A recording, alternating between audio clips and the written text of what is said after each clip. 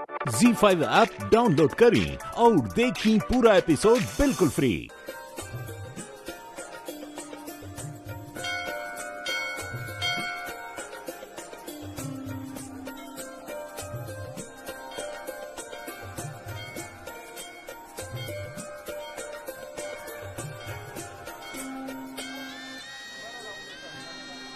हे माई, अगर हमरा से कोनो भूल चूक हो गई होके तो हमके माफ कर दी।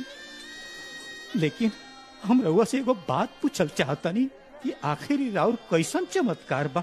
ई एगो दूध मोही बच्ची अपना महतारी बाप से बिछड़ के हमरा लगे पहुंच गई। अगर हमरा के चमत्कार दिखावे खातिर अगर ई सब रउआ कैले होखी, आज के बाद हम रउआ से कोनो चमत्कार दिखावे के विनती ना करब। हाँ माई, हमके क्षमा करी।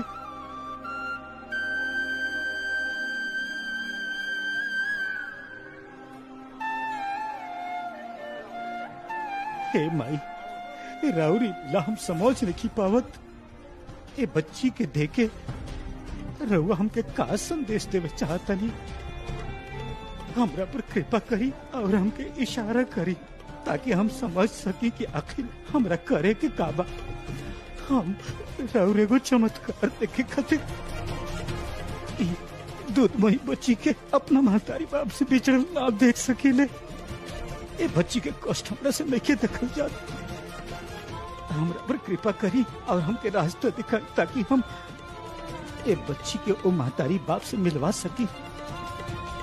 हम पर कृपा करी माई, हमके रास्ता दिखाई, रास्ता दिखाई माई।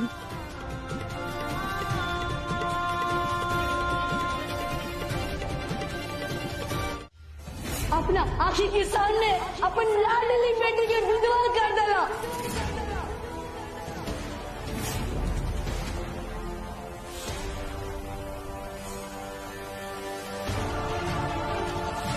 तोहरा से बड़ा भागत के होई भी संभाल।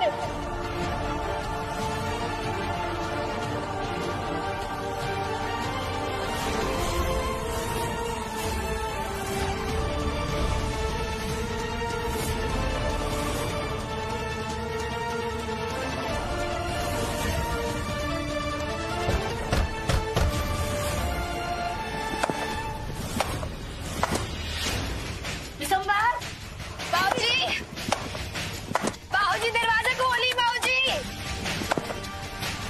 बाबूजी दरवाजा खोली।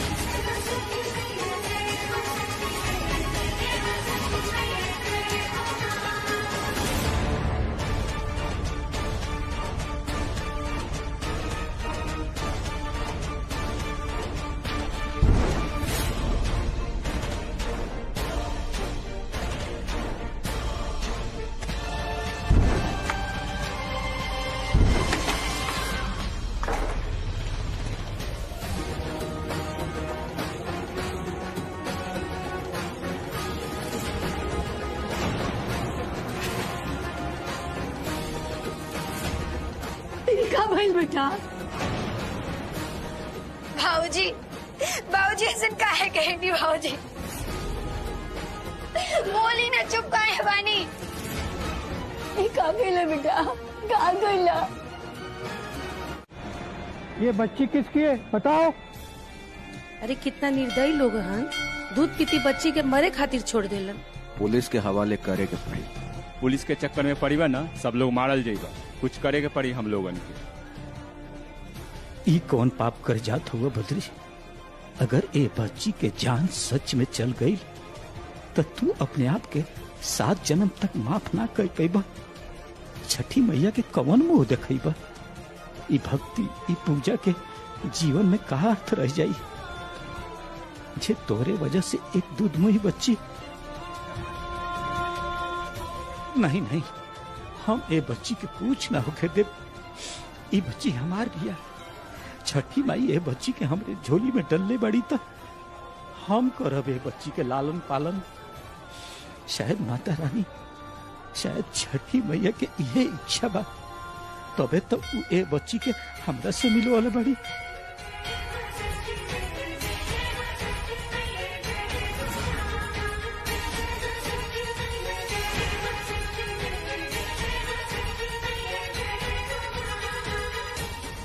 अरे तो बहनी तो ही बताव, हम भी जन का कर सकेला जब ओकरा के कोनो फिकर नहीं के जे की बच्ची है। केहू कुछ मत कहो, केहू कुछ मत करो, ये हमार बच्चा है।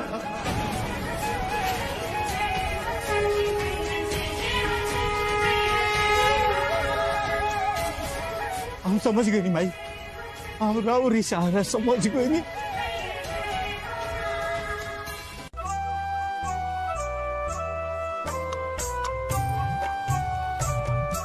हम लेके जाता नहीं, ये हमार बच्ची है।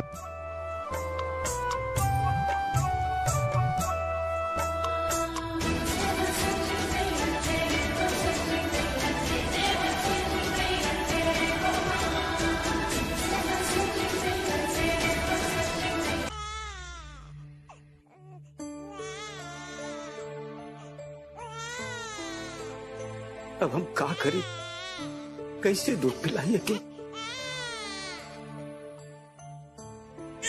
अरे चुप चुप चुप चुप रहा, चुप रहा, चुप रहा, चुप रहा, चुप रहा। अरे रानी बेटा, राजा बेटा, सोना बेटा, चुप चुप।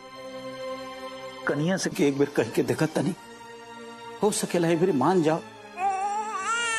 कैसे कि दूध पियावल बहुत जरूरी बा। अरे चुप चुप चुप चुप। अरे नाई बेटा, नाई नाई नाई नाई, चुप रहा, चुप रहा। मुरली के माई के जगह होता नहीं, शायद वो कहीं तो झुमकी मान जाए।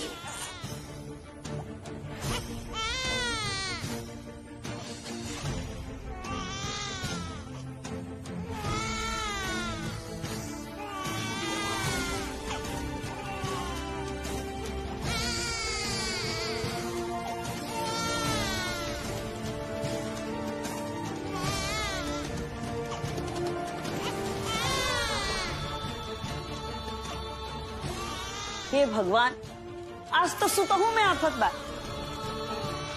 राजा ने कहां से एकरा के उठा के ले ला। अरे बीत भर के लड़की रोत या डाइन जिसन।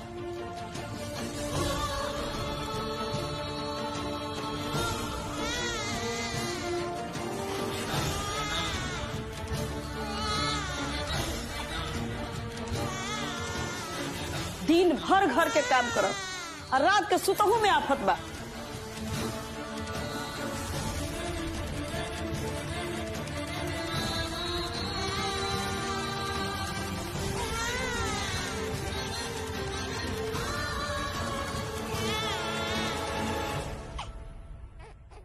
झुमकी, ए झुमकी, देखा ना बच्चा कितना जोर जोर से रोत दिया। हमके लागा तो बहुत भूखाइल बिया। ओके संभालल बापूजी के बस के बात नहीं खे। तो कुछ करा ना। का करी? हाँ, जान दे दी। रोवत या ना तो रोए दी। हम बाबूजी से ना कर रहे वो बच्ची के घर में लावे खातिर।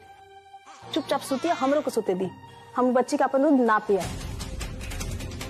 सोते चुपचाप।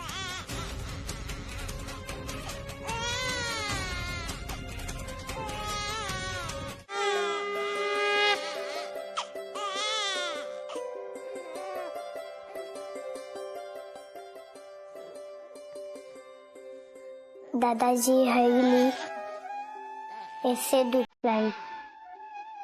जब छुट्टी रोए लेना मम्मी ऐसे दूध पिलाई। हाँ बेटा,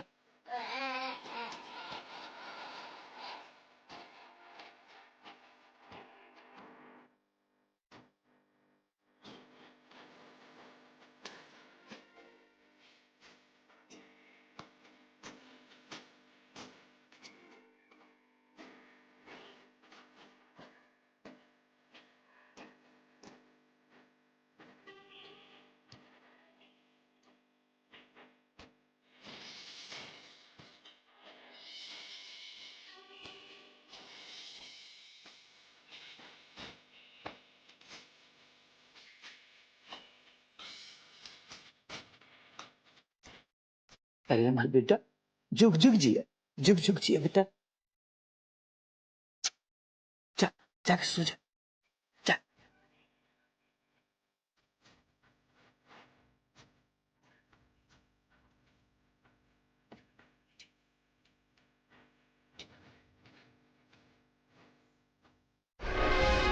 हम जानकी के हालत देख के थोड़ा परेशान बा।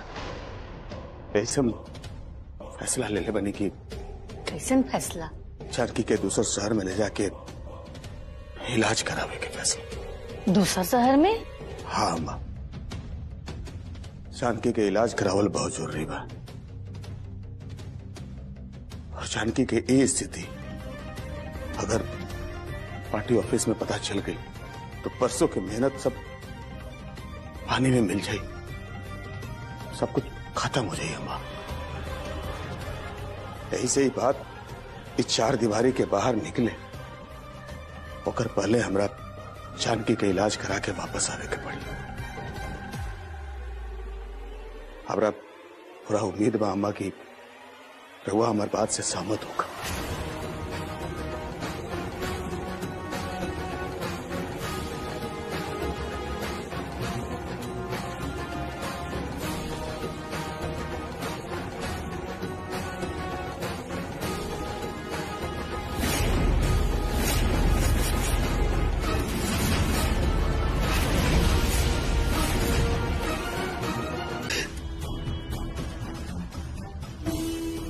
माई आखिरी बच्ची के होके का बिगड़ ले पिया जे एकरा संगे ऐसा व्यवहार होता।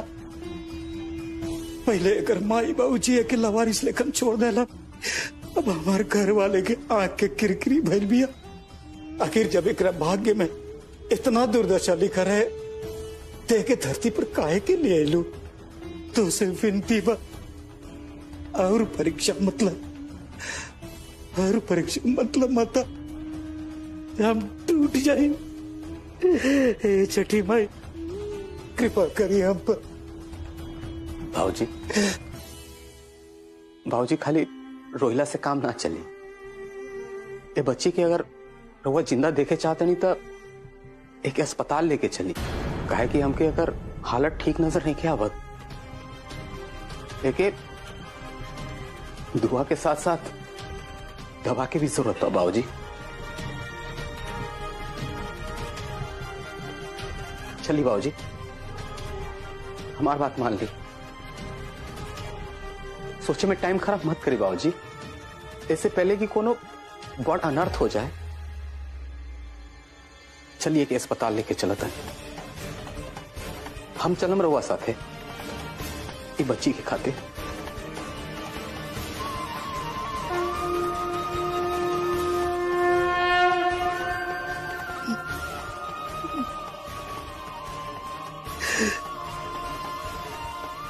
तू ठीक कहता है मुरली, ये बच्ची के डॉक्टर के दिखावल बहुत जरूरी बा। हम चलो हॉस्पिटल चले। हाँ चलो चलो।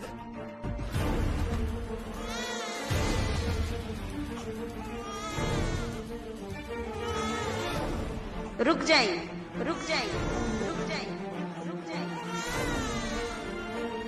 कहाँ जाता नहीं बच्ची के लेके? कहीं भी जाता नहीं, उसे तेरा क्या मतलब बा? कहे मतलब नहीं खे। घर के पूरा काम धाम छोड़ के लावारिस के पीछे अपन पूरा जिंदगी बिताओ था नहीं। देखा मुरली के भाई कोई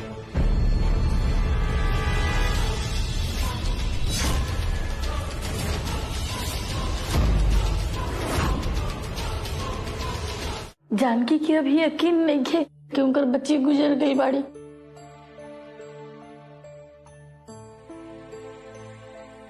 माँ जी चिंता मत करिए, थोड़ा समय लगी। जानकी की दिमाग धीरे धीरे सच्चाई के एक्सेप्ट कर ली है।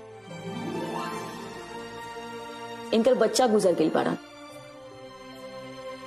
जानकी सच्चाई बदल ना सकेला कोई, लेकिन तार समझदारी यही में बा कि तू इस चीज के मान ल। तार सेहत खातिर अच्छा होगी।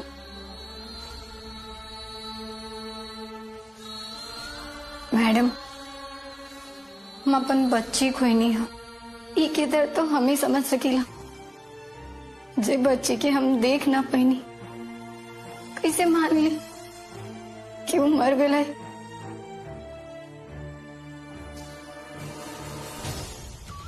मैम जल्दी आई, एगो नवजात बच्चा आइल बा, ओकर कंडीशन बहुत खराब बा।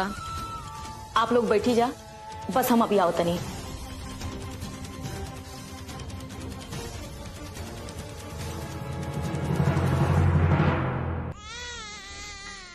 ना ना बाबू चुप हो जा, चुप हो जा बेटा, चुप चुप चुप हो जा, चुप हो जा, चुप हो जा, मत रो। ना ना कहाँ बा बच्चा? का भाई?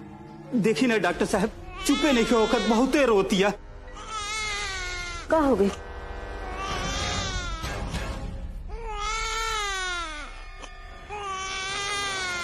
और अगर माई कहाँ बाड़ी? माई तो माँ तो बच्चा के पैदा करते मर गई, बेचारी के माई के दूधो नसीब नहीं खे। और अगर पिताजी? पिता हम ही, हमार बच्ची ही। ठीक बा, आप लोग इंतजार करें, हम देखा था नहीं। नर्स जल्दी चला।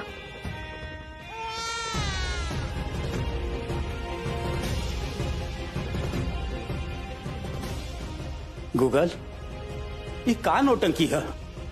तू ई बात काहे कहला कि हमार बच्ची है, हम एकर पिताजी हैं? तो और का कहती, ये बच्ची के बाप आप हैं। ये उम्र में आप बाप तो ना हो सके नहीं, ये खातिर हम कहनी है। ऊपर से पुलिस केस हो जाए अलग, बच्चा चोरी के इल्जाम में आप अंदर हो जाए, ये खातिर हम कहनी है बच्ची के बाप हम हैं। बाबूजी गूगल ठीक कहता, अगर डॉक्टर के शक हो जाए तो वो पुलिस के बुला देत। इंसानियत मर गई हो, ये बच्ची के छोड़त समय कलेजा भी ना कांपल हो मातारी बाप के। अब का जाने कि बच्ची के माँ बाप सच में मर गई नहीं है। ना भगवान ये बड़ा अत्याचार ना कर सकेला, ऐसा ना हो सकेला, ना हो सकेला ऐसा।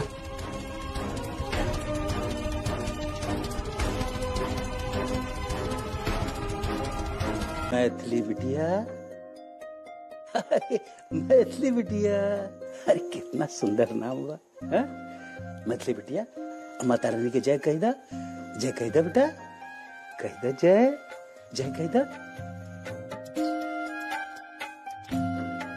हे माता रानी, हमरा मैथिली के आशीर्वाद दी कि ई बड़ होके आपके परम भक्त बनस।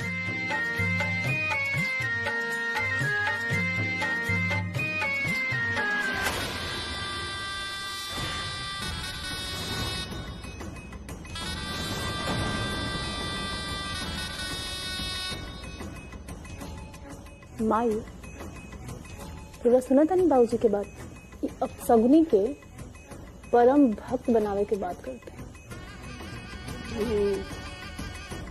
जिंदा रही तब न बनी परम भक्त। एकरा के आजे परलोक भेज दे, वहां जाके बनत रहो अपना परम भक्त बने के बाद।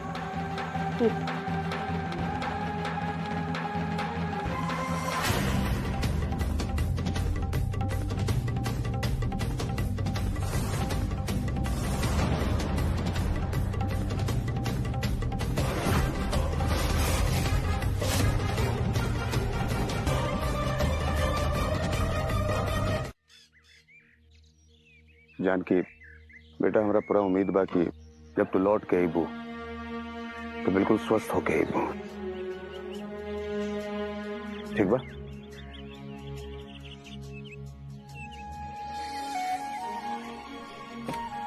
अब बेटा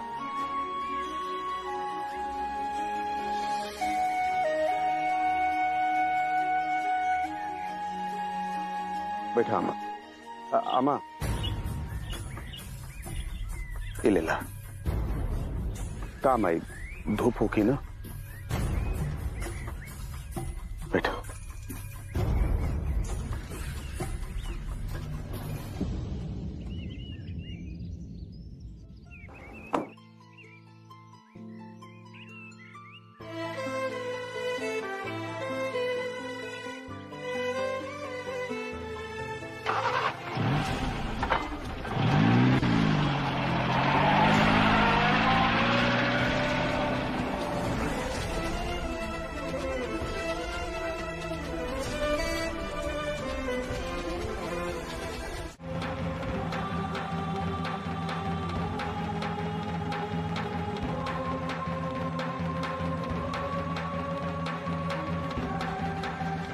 आप लोग तैयार हैं? एक बार फिर से सोच लीजिए।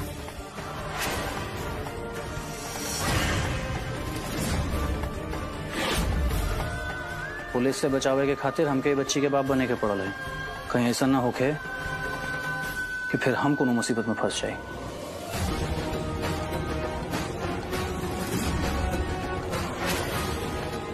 हम जेल में सड़ना चाहते हैं, हमारा तो अभी ब्याह भी ना भइल। ज्यादा अपन दिमाग मत लगा।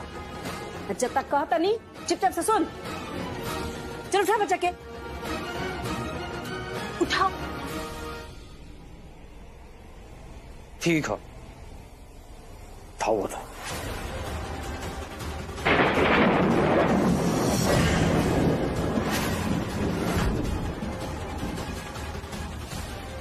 चलो लेके।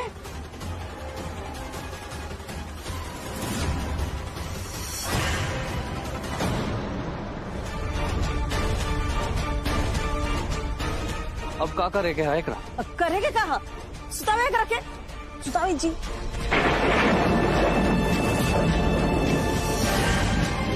ठीक, पकड़ो। हटवो। है क्या पकड़ी? तो वो हट जा।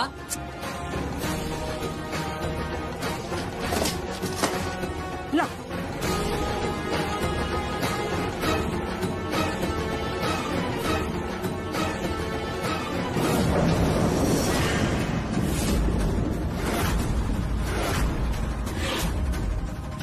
धूप इतना तेज बा कि सूख के अपने पापड़ हो जाये 5 मिनट में। यानी कि आज एक जीवन लीला समाप्त बा। अरे एकरा से पहले कि मुरली और उनका बाबूजी आ जाए, चलो लोग घर में। वो टीवी पर एगो नयका सिनेमा रिलीज भइल बा, उ चल के देखल जाका। ये आइडिया बढ़िया बा। टीवी के साउंड भी फुल कर दिया जाए, चाहे कितनो तड़प तड़प के रोइहन आवाज ताई ना। अरे तो चलो, सोचत का बड़ा लो।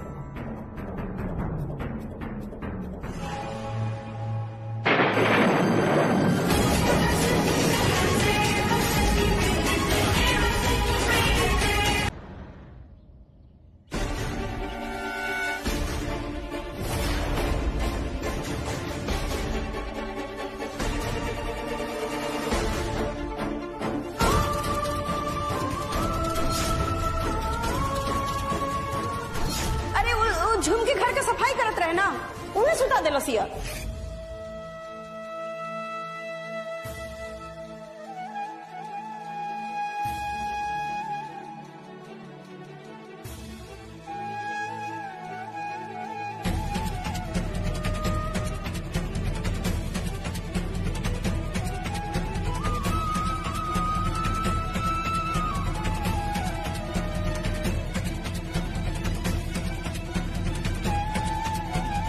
घर की सफाई करते नहीं है ना, तो सोचनी है कि बच्चा के अंगना में सुता दी, कैसे कि ओकरा नाक मुंह में धूल चल जाये नु ओइसे।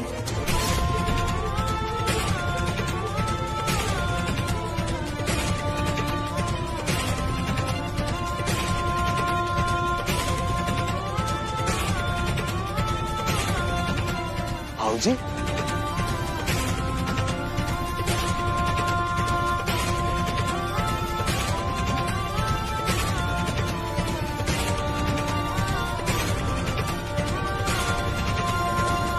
भाऊजी,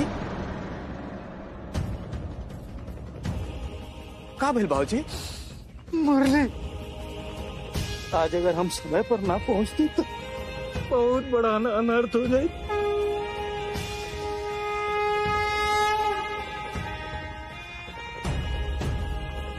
पता ना छोटी सी बच्ची का बिगड़ ले भी आई लोग के। सब क्यों कर जान के पीछे पड़ लिया। मुरली बेटा, तू ही बच्चा काम तो कर रही के पड़ी न, तो घर कैसे चली। लेकिन घर से हमनी के बाहर जाते एकर जान लेवे खातिर खड़ा रहते रही।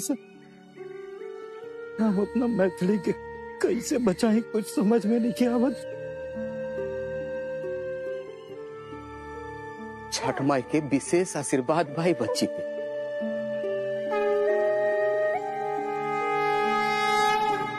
तबे तो वो बढ़ा नदी में न जाने कहां से कहां तक बहुत चल आयल रहे, खरोच तक न लागल रहे। रउआ देखम आगे भी छठी माई एकरा कुछ न होखे दी।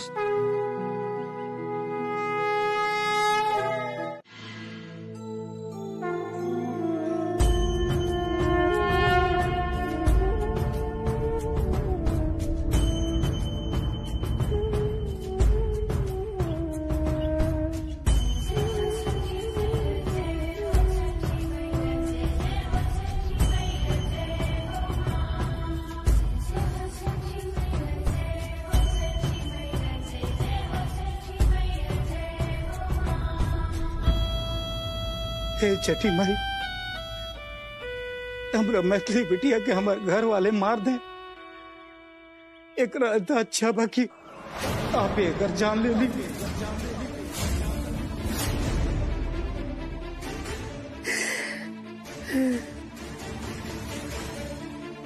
ली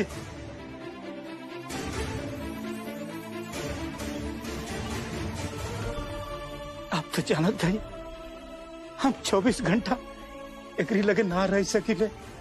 हमरा खेत में भी काम करे जाए के पड़ेला, बाजार भी जाए के पड़ेला, घर में तो बैठ के ना रह सकिले। आप तो जानता नहीं आज भरल दोपहरिया में हमरा मैथिली के मारे खातिर सुता देले रही है सर। माता अब जब तक आप हमके कोनो रास्ता ना दिखाई ना एक सुरक्षा खातिर, हम बाप बेटी यही जो के पिया से जान दे। हाँ माई ना जाए भी यहाँ से, ना जाए माता।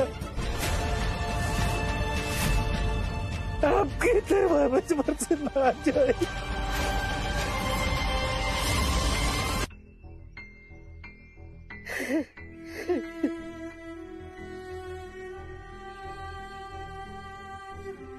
वकील साहब, अरे क्या कर रहे हैं आप? वकील साहब कई दिन से राउर ऑफिस के चक्कर काट काट के परेशान बनी हमनी के, पर राउर ऑफिस के लोग रउआ से हमनी के मिले ना देलस, काहे कि हमरा लगे पैसा ना रहे कि रउआ फीस दी हम। क्या परेशानी है तुम? साहब कुछ दिन पहले हमार मेहरारू गुजर गई, बेटा पतो हमार देख रेख ना करत रहे, ऐसे हम दोसर बियाह कर लेनी। हम बेटा पतो एकर जान के दुश्मन बन गई बा, एकर जान लेवे बहुत तारू हो गई बड़े सर। जाके पुलिस कंप्लेंट करो, पुलिस उनका दिमाग ठिकाने लगा देगी। अरे साहब पुलिस कंप्लेंट कर देती, लेकिन ओकर छोट छोट लड़का बाड़े सर, अगर वो फंस जाई तो लड़कवन के देखभाल के करी।